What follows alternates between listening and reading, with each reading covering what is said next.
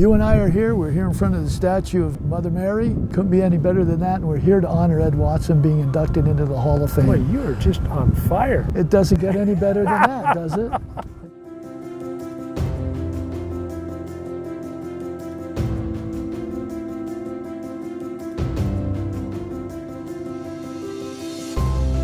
Let me start off by saying this. I could not think of another individual who is more deserving than Ed to be inducted into the Bellarmine Hall of Fame. My name is Frank Tialdi. I graduated in 1965 with Ed Watson. And my name is Rich Keith, and I graduated in 1965 with Ed Watson. Both Ed, Bob Long, and I have known each other for 70 years. We attended grammar school, high school, and college together. The perfect trifecta. We're best friends. We met when we were 4 years old. Our dads worked together at the shipyard, and I'd gone over to his house. But it was really months later when we both went to kindergarten at Our Lady of Angels in Burlingame that our relationship really began. The best friendships are not defined in years, but by impact. And those who know Ed Watson would agree that throughout his life, he has made a tremendous impact. He has done so many wonderful things for others, yet he never looks for any kind of recognition. Ed went from Bellarmine to the University of San Francisco and began his career as a certified public accountant. After graduating from Berkeley School of Law in 1972, he joined his first firm. For the past 50 years, Ed has served as a trusted attorney in the Bay Area and been an advisor to countless families and organizations. Over 5 decades, he has distinguished himself in the practice of law through an outstanding work ethic and a commitment to treating people with kindness and respect.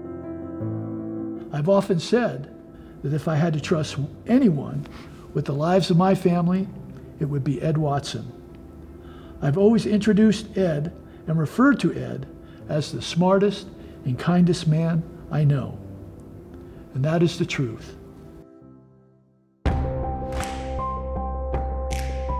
Ed and his late wife Liz led their lives in service of others, becoming deeply involved with local nonprofits, community organizations, religious groups, and their lifelong parish of Our Lady of Angels. Liz actually started preschool at Our Lady of Angels, and Ed, of course, was the business and accountancy behind that.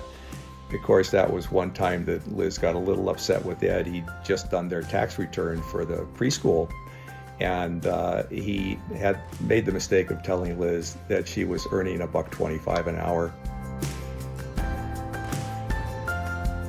In 2005, Ed was awarded the prestigious Ozanam Service Medallion by the St. Vincent de Paul Society for demonstrating superlative service to others without seeking personal recognition or favor.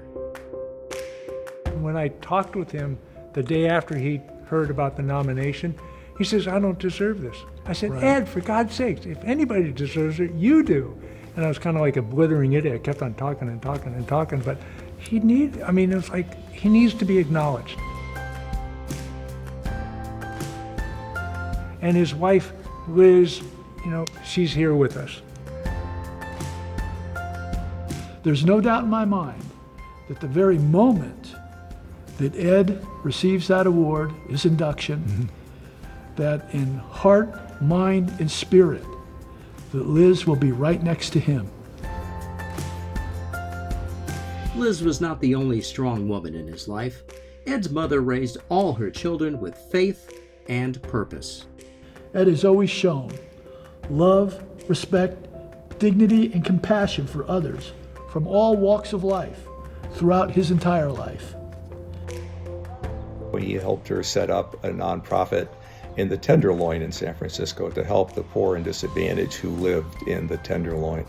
Ed's sister is a Sister Mercy nun. He contributes to the friars there. Just a little bit about his faith. Eddie and I started out, we were altar boys together. That's where the foundation comes in. And I'll also tell you this about his mother. Mrs. Watson daily went to Mass, every single day.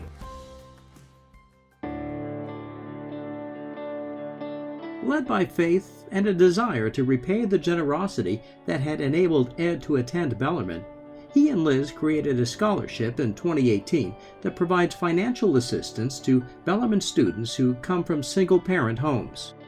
One year I got to sit next to Ed, and we had a phenomenal conversation. And he said, "You know why I wanted to help at Bellarmine financially?" I said, "Why?" He says, "Because when I was a kid," he says, "we didn't have a father in our home anymore. And an alum from Bellarmine who lived in Boise, Idaho, paid for his education at Bellarmine." And he says, "And I wanted to do that for other kids." And that's what he's done. Jesus says in the Gospel of Matthew, "The most important commandment is this: love your God with all your heart, and with all your soul, and with all your mind, and with all your strength. The second is this: love your neighbor as yourself. There is no commandment greater than these." Ed Watson's life has been an embodiment of this call to service.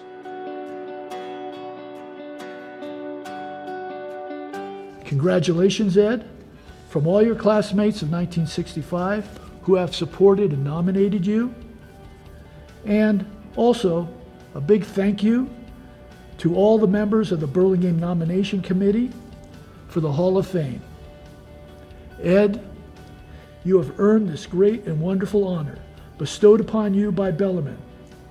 We all love you. May God bless you. And always remember, go Bells.